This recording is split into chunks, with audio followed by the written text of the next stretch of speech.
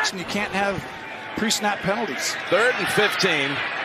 It breaks down, so Allen, this is where he's so dangerous. Oh, yeah, oh my goodness. He soared for about 3 yards and picked up the first down. but right. Welcome, phenomenal Bills fans and new viewers who are just now finding this channel. This is the Phenomenal Bills channel where we cover Bills content and other content from around the NFL. I'm going to be diving right into the meat of the show and skipping the 1 minute long intro to set it up. So if you like this type of format, let me know by subscribing and pushing that like button. So let's get into it. Right off the bat, what we're going to do is we're doing the Wicked and the Wack, because this game was a different game. It's hard to say whether I felt great about this game or whether I felt bad about this game, because the weather came into effect. We didn't play as good as I think that we should play, and I left the game feeling not that great after watching the 49ers and the Eagles play. So I think categorized with the Wicked and the Wack is the way to do this. So right off the bat, let's start out with a negative. The Wack on the defense. The defense was so sick out there. They were so fast. They were so well coached and dangerous when it came to hitting Mike White that it was hard to find a bad play up there. But what I did end up finding was Dane Jackson and his whole situation with Kaiir Elam. Right now, Dane Jackson is getting picked on and bullied the last 3 or 4 weeks, and it's costing us major plays throughout the game. And he's starting over Kaiir Elam, who's our #1 draft pick. And I don't want to see Dane Jackson starting over our #1 cornerback, and especially of all teams, not against the Jets, because they're not an explosive passing team. So I think this is a perfect opportunity to get Kaiir Elam out there for more experience, because that's exactly what the coaches said that they were worried about, was his experience level. Now, the defense, which was wicked all the way around. Our defense really saved our offense. Our offense did put up 20 points really well, but our defense ended up causing 3 fumbles, which was wicked.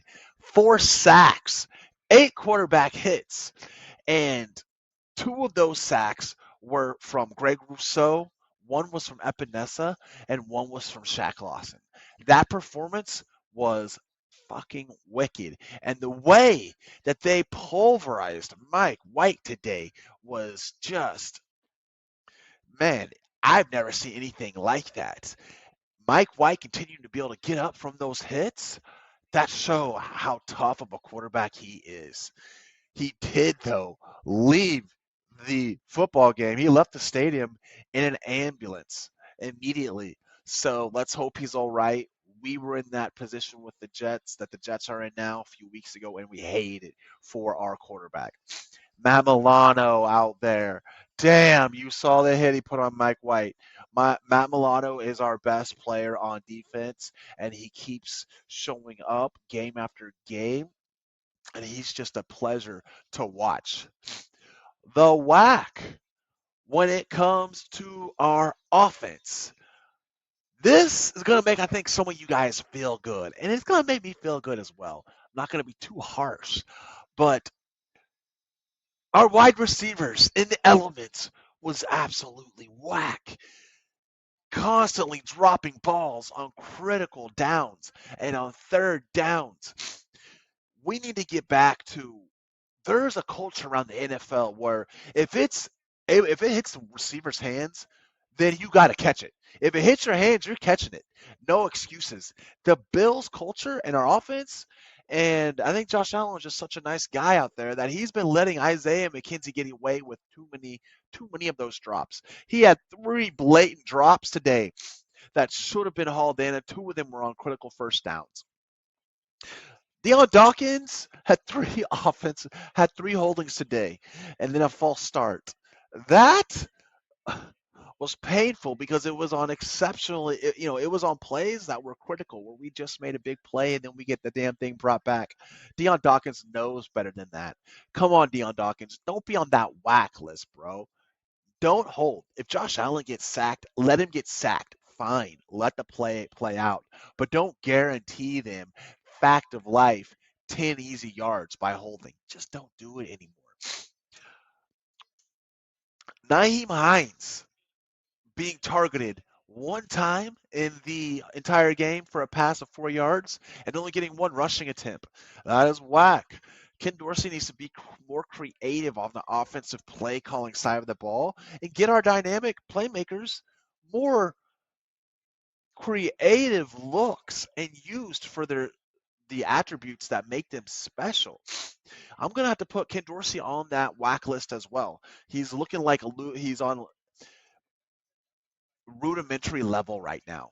He is not taking advantage of our play callers. Remember whenever Brian Daboll would intentionally just hand the ball off to Dawson Knox or put a screen pass to Dawson Knox just because he was big and he was fast. And there was a time when Dawson Knox was a regular on angry runs. And Ken Dorsey is not figuring out a way to use Dawson Knox that way or our special players like James Cook and Nyheim Hines, who are the fastest players on our team. Now let's get into the fun part of the video, the wicked on the offense, saving the best for last. Tyler Bass, 2 for 2 on field goals. I know it's just field goals, but you guys saw the elements out there. It was raining, sleeting, snowing, coming down hard with wind gusts. And when Tyler Bass nailed a 49-yard field goal, goddamn, I don't think we realize how hard that is to do in the wind when it's freezing cold. Tyler Bass is known to have a super strong leg, and that dude is built for Buffalo. The 2-minute drill at the end of the first half, where Josh Allen hit Dawson Knox, and Dawson Knox does a Superman front flip dive into the end zone, was absolutely wicked. That was fun. That was great effort at Dawson Knox, who led our team in receiving today. He had 4 passes, 7 targets with 41 yards. He was our leading wide receiver. What was also really, I loved this play. When it's 4th and 1 and we're trying to draw them off sides, Ken Dorsey, props to you, guy. Props to you on drawing this up. I've never seen anything like it. But you got Josh Allen out there faking, looking like he's confused. And all of a sudden, Dawson Knox runs up there with super intent, gets behind the center, and it's like, gets down behind the center like that. Like he's going to fucking do a quarterback sneak real quick. And you see the C.J. Mosley just dive over the center and right on Dawson Knox like Superman. That was so hilarious. And that creative play invented by Ken Dorsey led to that touchdown that we got. Josh passes looked good in this weather. Our boy is acclimated to our weather. He played in Wyoming in college. The elevation is higher than it is in Denver. And they get just as bad or worse weather. He's used to this. So even though he only had, I think, 126 yards passing today, he was our leading rusher, and he had 2 touchdowns. But if a lot of those passes were caught, then he would have had a lot more yards, and the drives would have been sustained for longer. But the way that guy shows up and plays in the weather is just, it's a pleasure to see. I just want to see him take a little bit of heat off that ball and put more touch on it so our receivers like McKenzie can actually catch it. And then saving the best for last, the Josh Allen 360 hurdle. Sacks, and you can't have pre-snap penalties. 3rd and 15. It breaks down, so Allen, this is where he's so dangerous. Oh, yeah, oh my goodness. He soared for about 3 yards and picked up the first down. But right, he shows this like creature from a different planet going, I can't, nope. And I mean, he spins. Watch this right here. There's 180. Wow. There's 270, 360. See, I did the math. Wow. We have become accustomed to Josh Allen's hurdles. This is just a move in his playbook, kind of like the juke, the stiff arm. Now, Josh Allen has the hurdle, and he's the only quarterback in the NFL who can do it. If other quarterbacks could do it, they would do it. But you don't even see them try. But he one-upped himself today. going for the third down. It's third down, and I don't know how many, 13 yards. Freaking leapfrogs the guy in front of him like we saw him do the Chiefs. In midair, he gets hit, and he goes with the momentum of the hit, controls the 360, and lands face forward for the first down. That was one of the funnest and coolest highlight plays that we're going to see. And all I do is I see a lot of commentators on ESPN saying, oh, man, I don't even want to run the play. Dude, don't put yourself in danger like that. Don't even run that play. Man, get off his balls for that. If he's ever gotten injured, it's been in the pocket. And honestly, hurdling, a couple of the times that he's done it, he's avoided getting sandwiched between two defenders. So it seems like the only bad thing that could happen from him is having a hard fall and fumbling. And so far, it's paying off. And I want him to continue to do it. Now, let's get into the finale. We're closing this bad boy out on Saturday.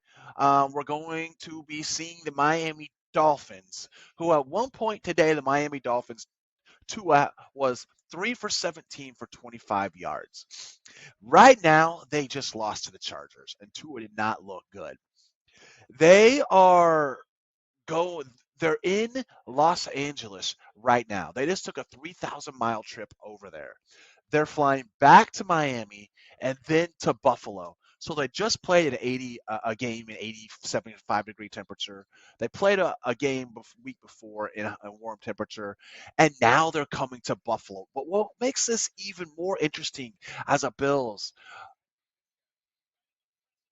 benefit towards us and the way the schedule lays out is this is the Dolphins' third road game in a row. And they are not used to freezing cold weather. And if Tua Tagovailoa was taking hits today the way that Mike Wilson did, he would have been out of the game and injured for multiple games. So Tua better be – he may get knocked out of the game again next week if our defensive line plays like that. We are currently 10-3, leading the AFC with the number 1 seed. Miami Dolphins are coming in and on their 3-game road stretch. I'm super excited about this game, and I think that we are going to absolutely give them payback. That's the show, y'all. I hope y'all really liked it.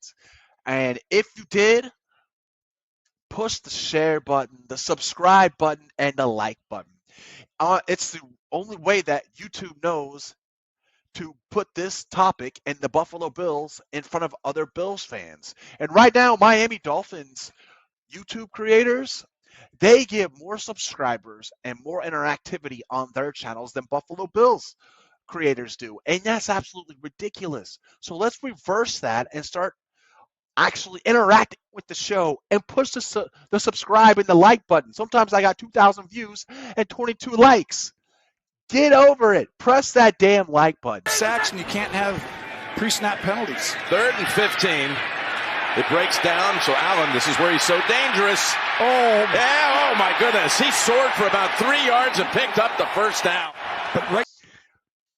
And there you have it, everybody.